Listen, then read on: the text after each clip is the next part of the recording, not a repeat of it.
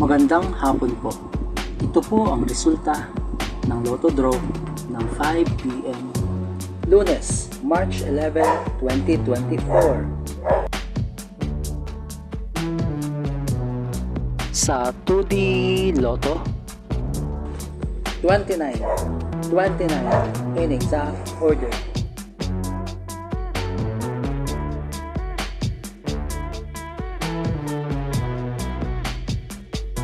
Sa 3D Lotto, 9, 6, 3 in exact order.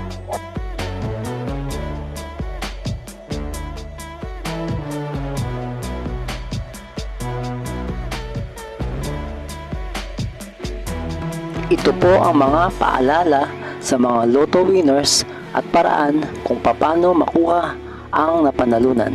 Ito po ang mga paalala sa mga Lotto winners at paraan kung paano makuha ang napanalunan. Ito po ang mga paalala sa mga Lotto winners at paraan kung paano makuha ang napanalunan.